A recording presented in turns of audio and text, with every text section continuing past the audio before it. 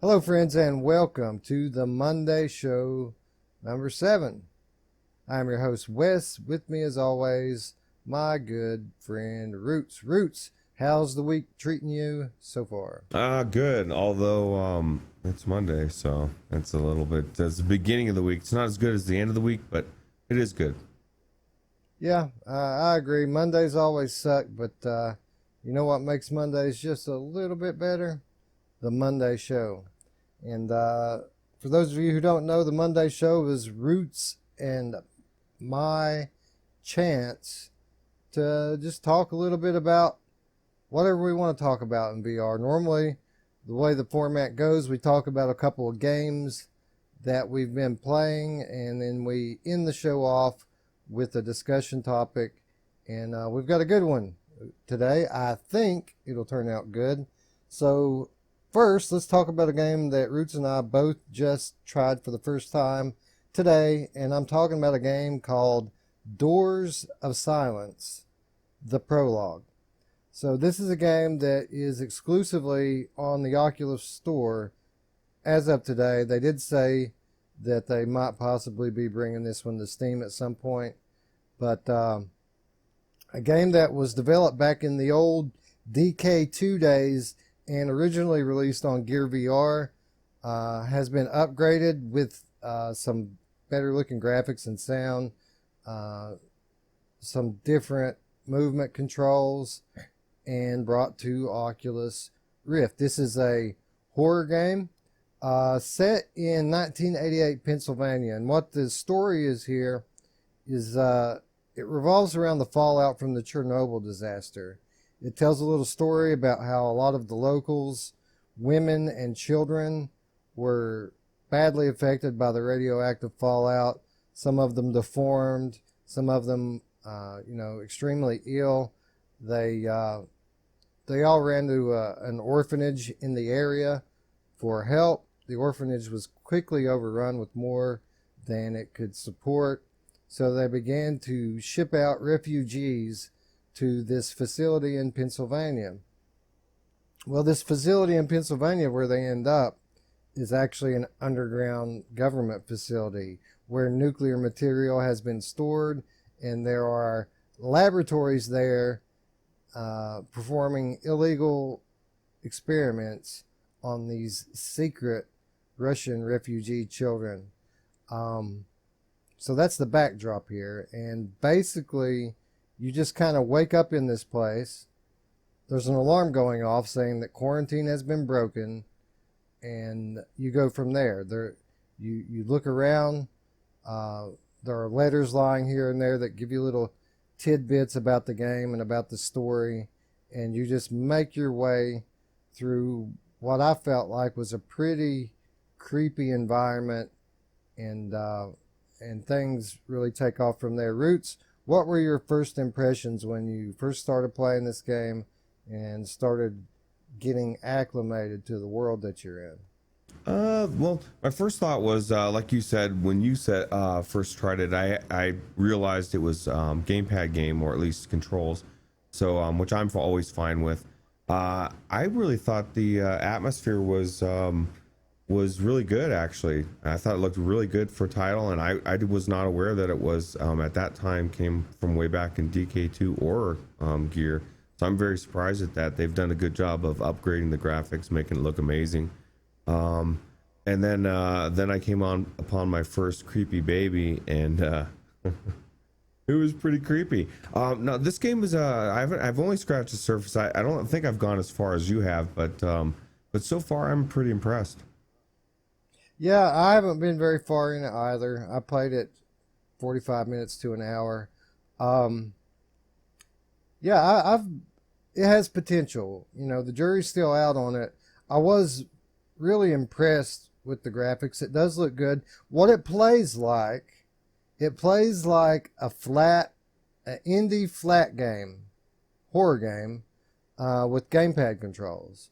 And basically, you're using your touch controllers with what mostly feels like gamepad controls, but you do get a flashlight, and your flashlight is 6 DOV.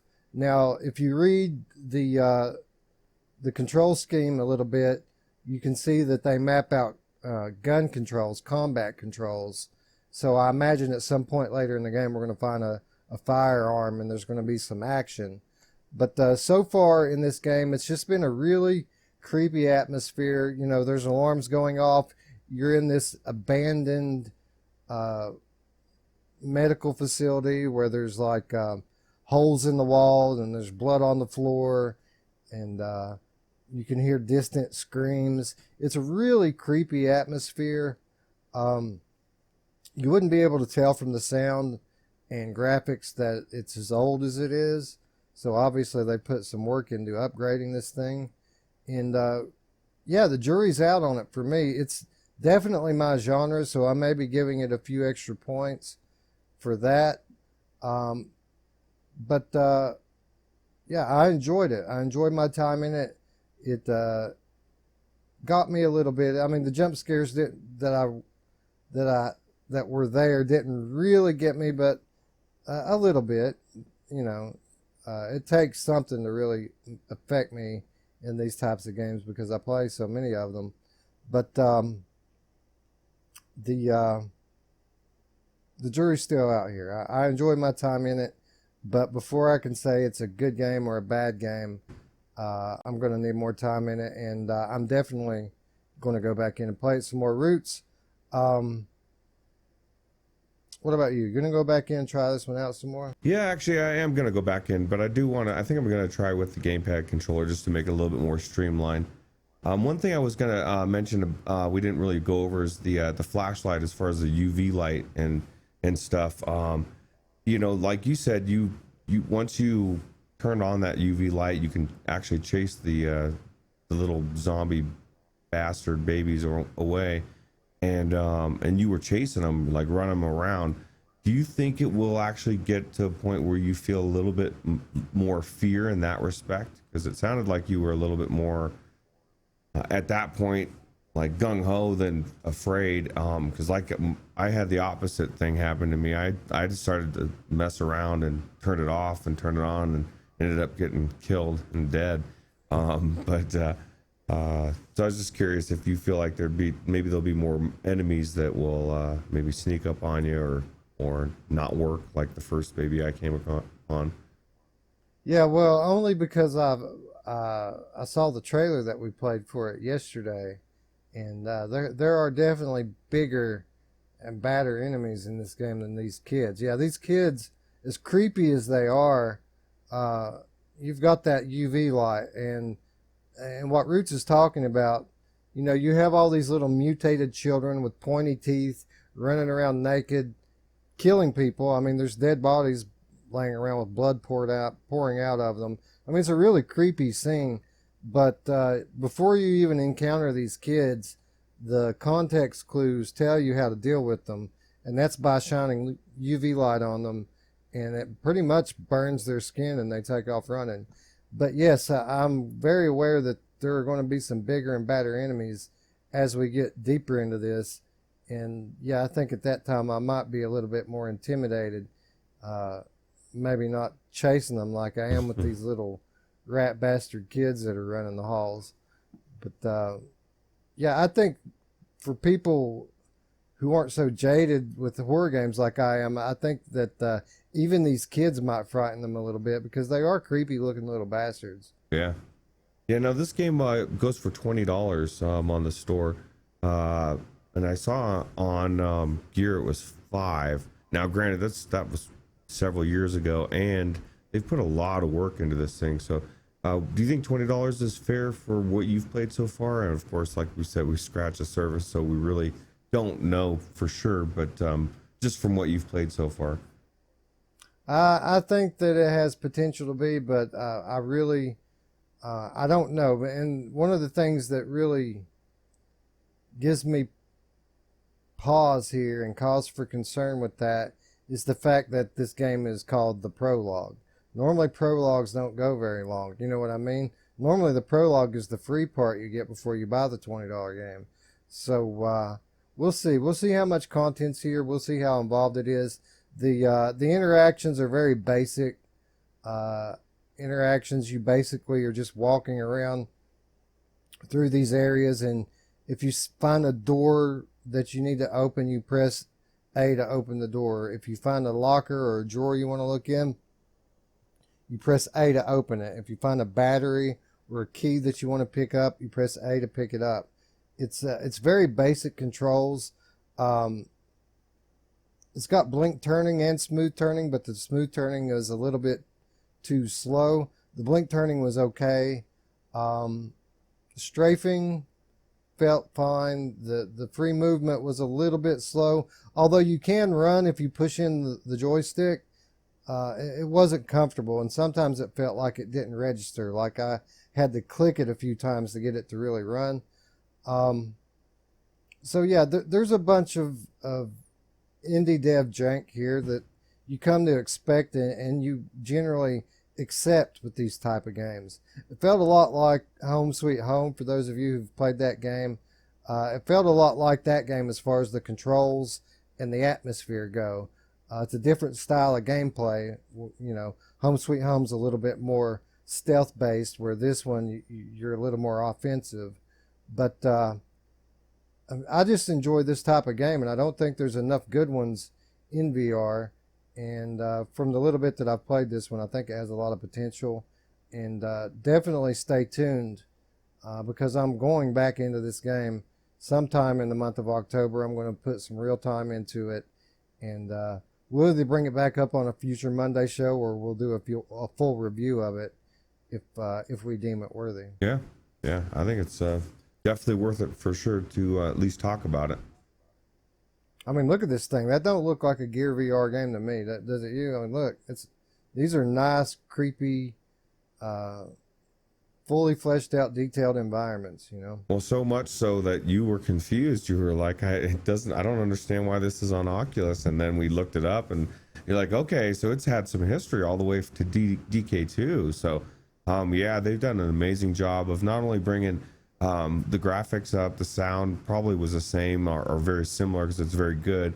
But then bringing the 6DoF light into it, I'm sure wasn't easy either. So that's cool. Yeah, to have 6DoF head tracking and have at least hand presence in one hand where you're holding a gun or a flashlight. That couldn't be easy for, you know, what I assume is a pretty small developer here. I've never heard of them. So yeah, kudos. Good work so far. Looking forward to getting back into this one. Stay tuned for more. Yeah, but kudos to Blackbite Interactive for doing such a good job. So yeah, definitely. All right, so moving on, the other game Ruuts and I would like to talk about is a game that we both played together on Saturday, just a few days ago. And we actually ended up putting a couple of hours into this one, and I'm talking about The Forest.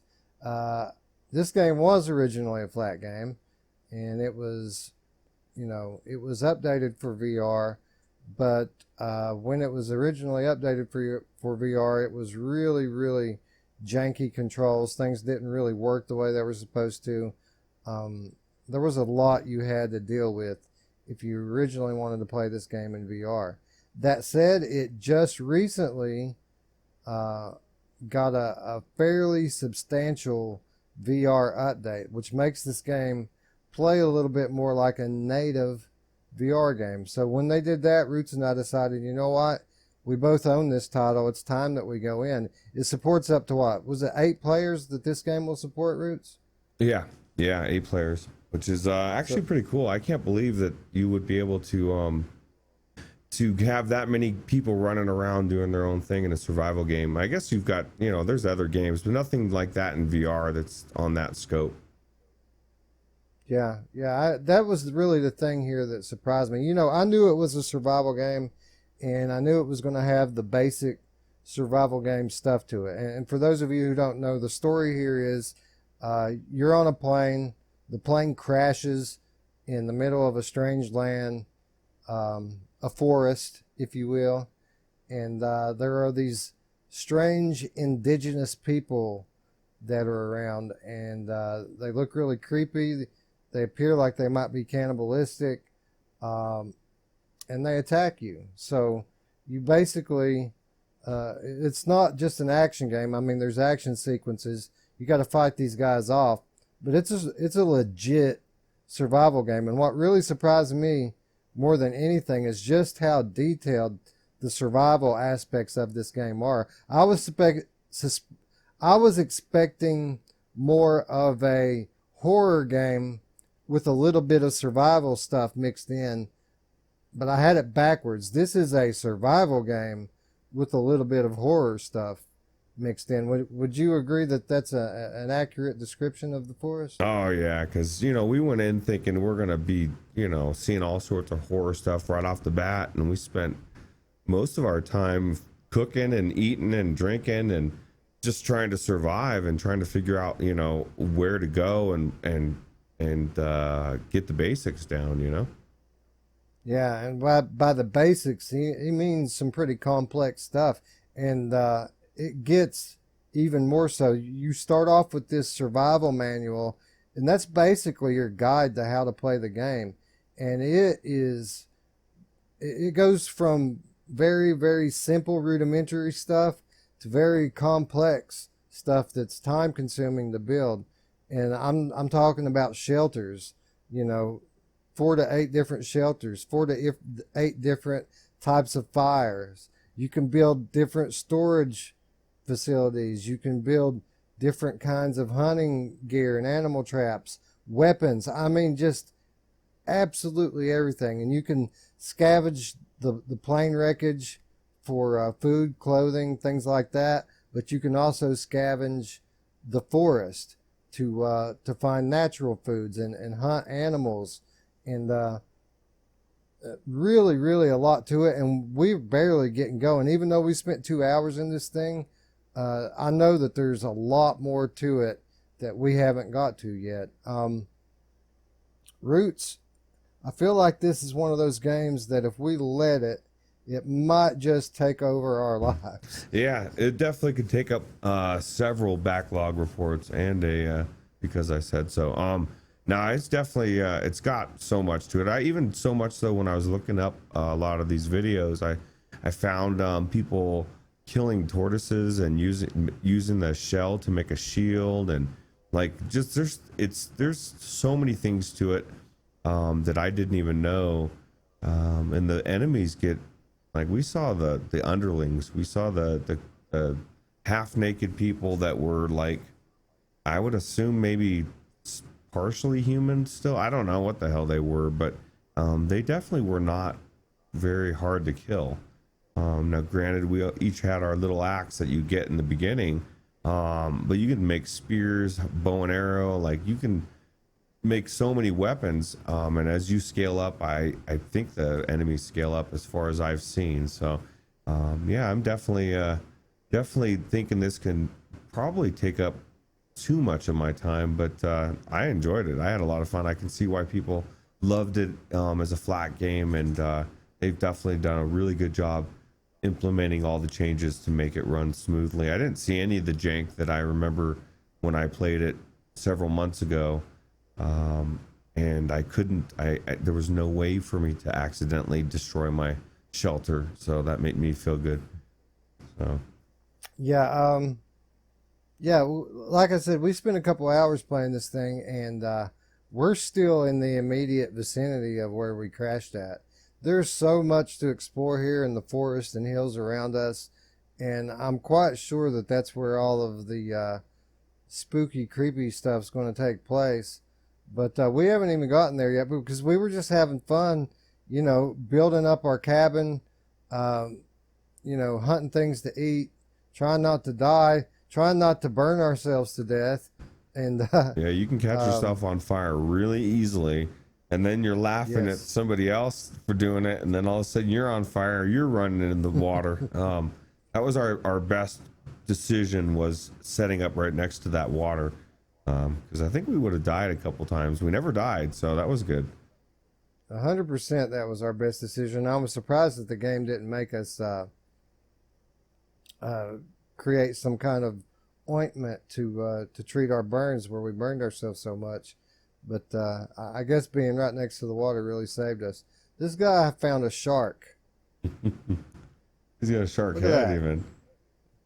Yeah, that's nuts. It's a trophy, like the lizard trophy we took. Yeah, yeah, and that's Uh, what's cool too. There's like animals running around, and you're chasing them, smacking them, skinning them, eating them.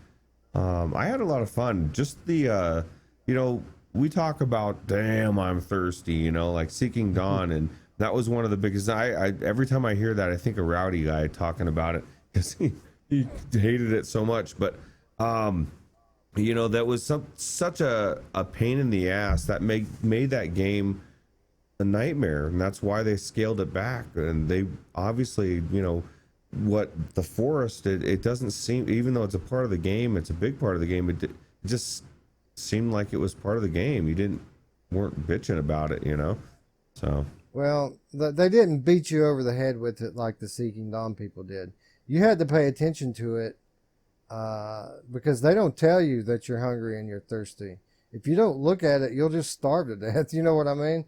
So you have a watch on your wrist that tells you if you need to eat, if you need to drink. And you can't just drink out of the ponds. You have to boil the water so you don't get sick. You have to cook the food so you don't get sick. And if you kill an animal and don't cook the food within a certain amount of time, the meat will spoil. I mean, it's legit survival game.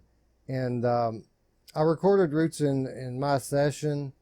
I'll probably edit it down and put some kind of a video out, although I'm not sure how entertaining the first one's going to be. But this is going to be one that we revisit time and time again. So expect more talks to pop up on the Monday show, and definitely expect episodes of gameplay footage to pop up on the channel this week and for many weeks to come, because I feel like hundreds of hours over the next year are probably going to go into this thing. yeah.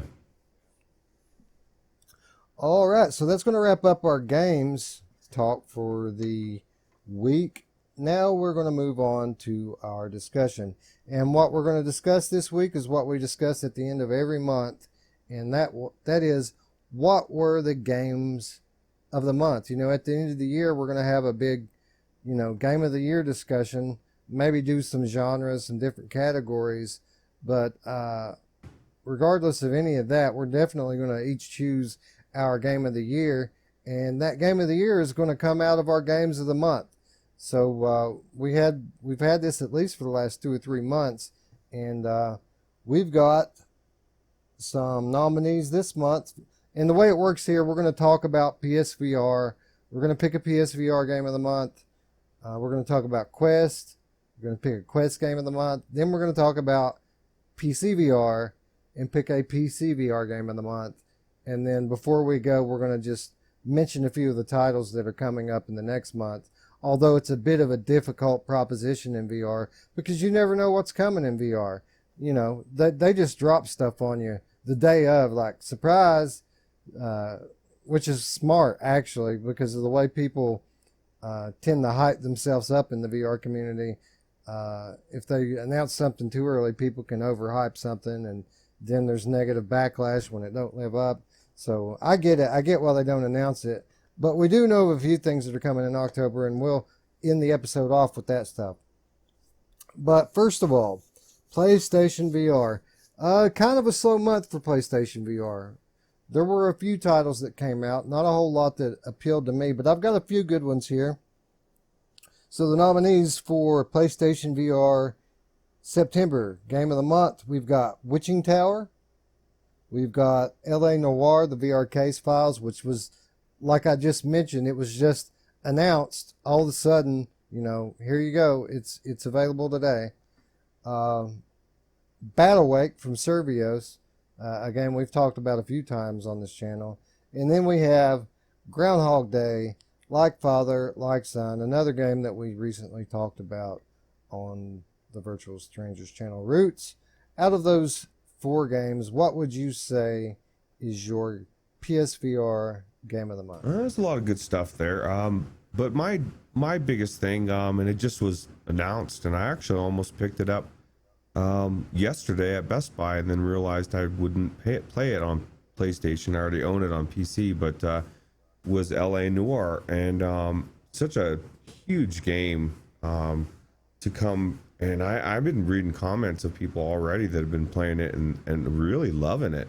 And I know it's not the full game and it's got some jank, but I think this was a big pickup for PlayStation fans to be able to play, you know?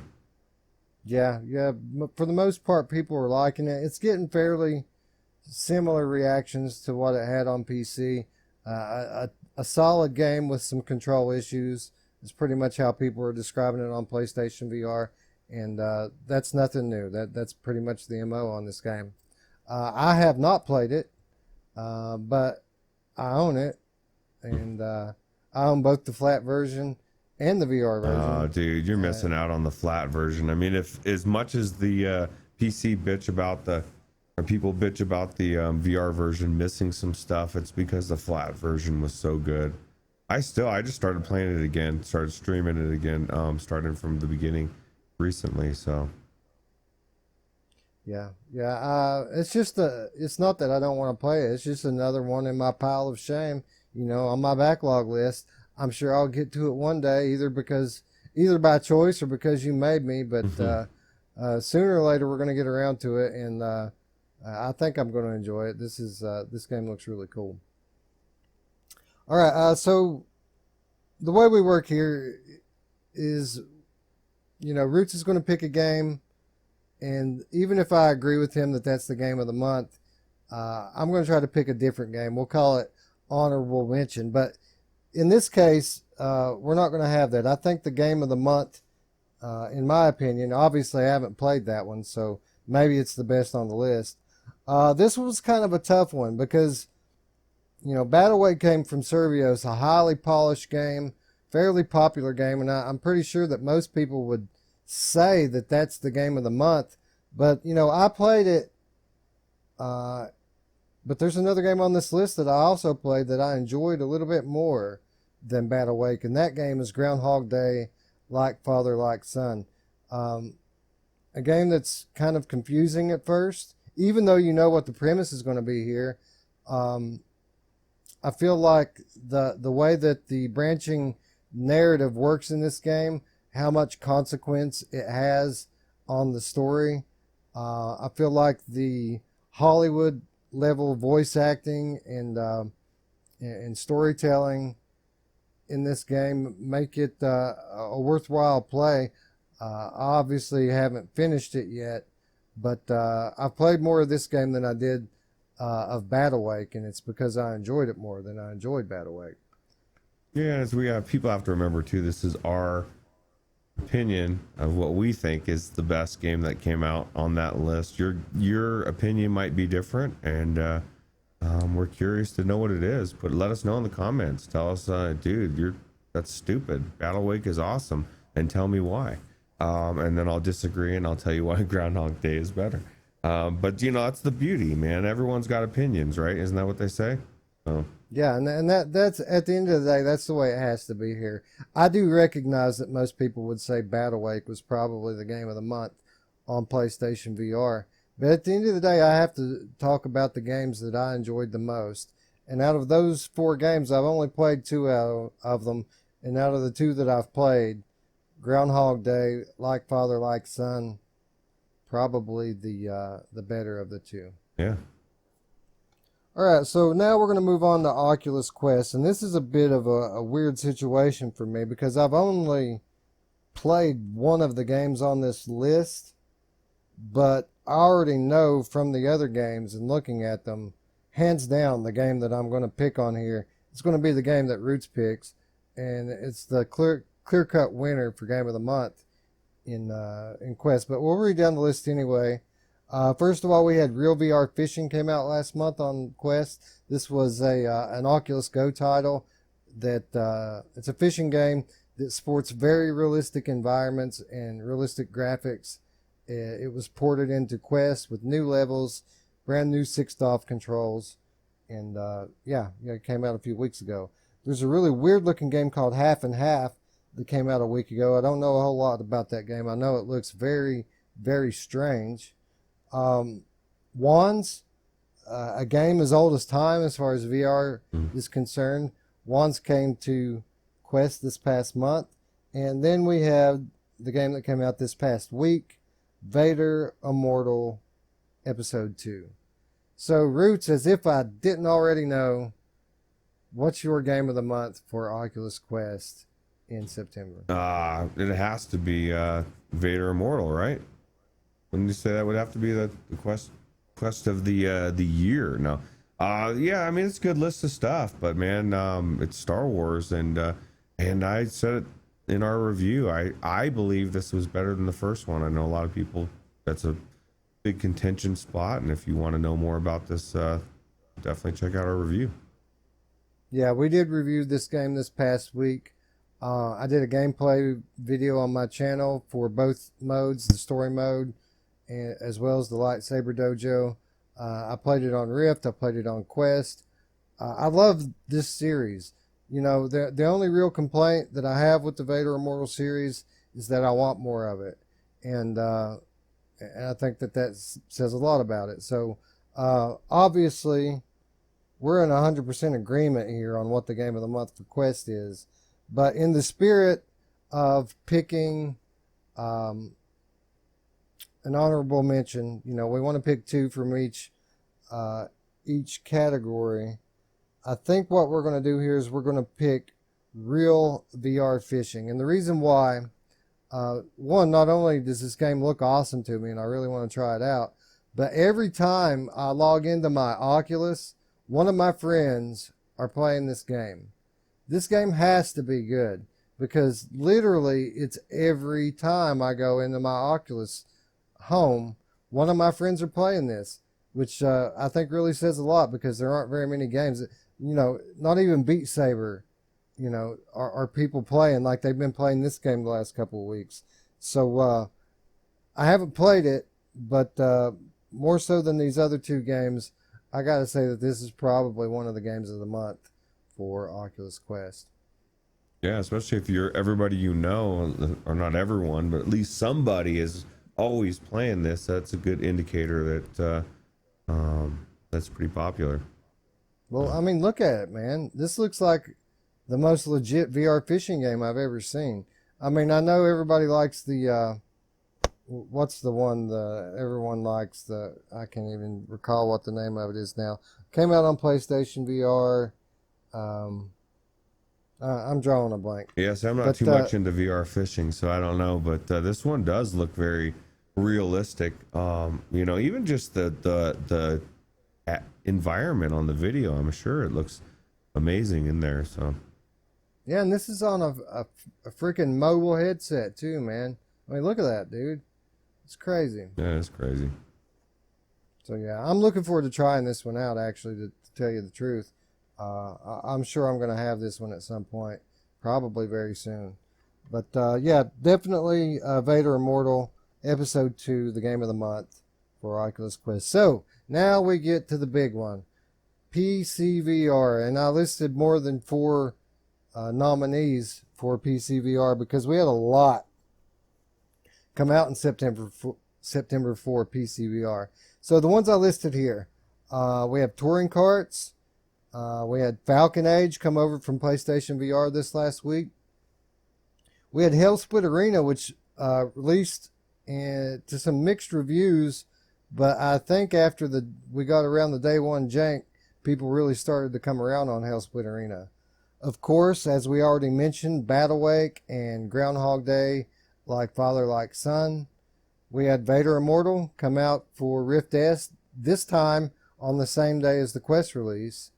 And last but not least, another PSVR port, Intruders Hide and Seek. Ruuts, a pretty substantial list of PCVR titles that came out in September there. A lot of good stuff. Right. A lot of good stuff. I know this one isn't easy, so what would you say is your game of the month for September? My game of the month, actually, as I'm looking at that list, it's a little bit easier than I thought, just because I loved this game, still love this game, need to get back into it. Just saw an announcement from the devs that they're adding helmets. Who doesn't want new Halloween themed helmets for their touring kart, for their Mario Kart-esque game? I think this was, to me, one of the biggest games that's came out in VR for a while, just because how well it was received and what as close to this as Mario Kart it is. A lot of fun.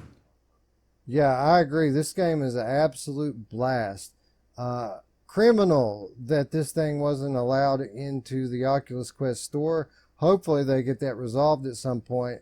But yeah, loads of fun this game. Developers constantly working to improve it, and definitely the best game of its kind in VR. So 100% understand why you would choose this to be your PC VR game of the month. I had a lot of fun in it myself as well. But at the end of the day, man, I'm a Star Wars fan to the core. So yeah, I got to say it. Even as short as it was, Vader Immortal Episode 2, definitely the game of the month for me. Yeah, the story is only 35 minutes long, the story segment in this game, but it was absolutely compelling from start to finish. And then you had the Lightsaber Dojo 2, which integrated Force abilities into your lightsaber battling. Again, just a load of fun on Quest as well as PC VR, and easily my game of the month for September. So that's going to wrap up our game of the month, September. What's your game of the month? Be sure to let us know in the comments down below. And maybe I forgot about something. I just kind of went quickly, mostly off the top of my head, writing this stuff down. So if I left something out, be sure to let me know. You can also find us on the Discord, and let's talk about it. Maybe there's some awesome game that I'm not thinking about, but it's going to take something to knock Vader Immortal and touring carts off the list. Anyway, as epic as September was, man, is October already shaping up to be something special. Normally we know pretty much jack about what's coming in the next month, and there's always a bunch of stuff that comes. For example, Vader Immortal just fell in our laps. LA Noire just fell into the laps of PSVR people. Stuff like this just happens to just get announced with no build up. But October, not the case. We know that we've got some pretty solid stuff coming in October. So I'm just going to read down the list here of things that we know that we have to look forward to in the next month. And I'm sure that there's going to be at least this many more that ends up actually coming out. So first of all is a title that's not really a game. It's an interactive experience that we talked about a few weeks ago, and that's the Cartoon Network Journeys VR. It's a collection of digital shorts narrated by a lead character that's voiced by Reggie Watts. So it's sure to be really trippy, really cool, and I can't wait to check it out. It's due out in October.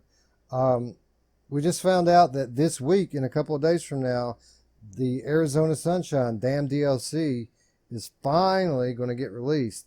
One of my favorite games, something I'm really, really looking forward to, is a new level in that game. Another new game that we didn't, wasn't on our radar until recently, Beast Shall Rise. It's kind of a love letter to the classic horror movies of the 1980s. I guess I should say classic horror movies and games of the 1980s and 90s. More spooky than scary type stuff, but it looks really cool, and that is due out on Halloween. Then we've got the big one, the one that was just announced this past week at OC6, Asgard's Wrath. We did a fairly lengthy piece on this on the Virtual Strangers show yesterday. Be sure to go back and check that out. But 40 plus hours, AAA role-playing game, just awesome. Borderlands 2 VR coming this month. In just about 3 weeks' time, this highly anticipated port of the critically acclaimed flat game is releasing into PC VR with all of the downloadable DLC included on day one. So a lot of content there as well, and not very much longer. We're going to have to wait for that. We could possibly get Aspire 1. It's already been delayed twice. They said, last I heard, that they were delaying it for a few weeks. That would place it in October, but we don't know for sure. Really, we just need to take a wait and see attitude when it comes to Aspire 1. And one more thing I just wanted to bring up here with October, which is something I literally just discovered that I really don't know if I should include it in this list or not, but I want to talk about it. And that is the Exorcist Legion VR Deluxe Edition. I was just checking out the upcoming releases in Steam, and I had no idea that this was coming. And the way that they describe this, the Exorcist Legion VR Deluxe Edition, is a complete collection of all 5 original episodes with enhanced graphics and animations, upgraded movement controls, index support, and Rift S optimizations. Now, in my opinion, this sounds like the kind of updates that you get for free when you own a game. This is the kind of stuff that developers are supposed to do for it. But they have this thing listed as coming soon on Steam VR, like it's a new game, like it's going to be its own thing that you're going to have to buy separately. Roots, what do you make of this, man? Is this going to be something they expect us to pay for again? It sounds like it. I agree. Everything you described should be free. I don't know how much time it takes or what, they may be thinking, hey, we need to get some compensation and what the cost would be. Maybe it's half of what it normally would be for people that own it. I don't know. Probably not. But I would be interested in seeing an updated version of this. I have played the first couple chapters and I really enjoyed it. It was pretty creepy. No, man, I love this game. That's not the issue here. But this isn't like they're bringing it in the Quest or some kind of a port. This is visual upgrades. This is upgraded movement scheme. For example, the developers of The Forest just did 10 times this to their game, and you don't see them trying to make people pay for it again. I would be shocked if I had to pay $1 for this. But stranger things have happened. I just wanted to bring it up. I don't think that this is going to be a paid upgrade. I think that people who already own the episodes are going to get these upgrades for free, but I think they're trying to relaunch it just to try to drum up some sales by packaging it all together. There might be a discounted rate now. New buyers might get to pick up the collection for less than what we had to pay for it, but definitely something to keep your eye on. Due out in October. All right, so that's the list. That's the stuff that we know is coming in October. There's some other smaller indie stuff I didn't list here, but those are the big ones. Roots, out of all this stuff, as if I didn't already know what your answer is going to be, what are you looking forward to the most? Well, it's funny. It's funny you say that. It might actually have been different if I felt it would be released differently than it's going to. I might have said Borderlands 2 if it was going to be co-op. They haven't really announced either way, but 99% in my mind it's not going to be that, because they've said that it can't, even though they can. So because of that, and it probably still wouldn't have been, but at least I would have had a contender. I chose Asgard's Wrath just because fist bumping a shark dude, I mean, you can't get any better than that. So, and we've talked about it, how much time is in it. And it's so, I know I heard Anthony from VR 365, he tried it at OC6 and he said, this is a game you can take to the bank, you can pick up on day one and not worry about picking it up. So I trust his opinion. So.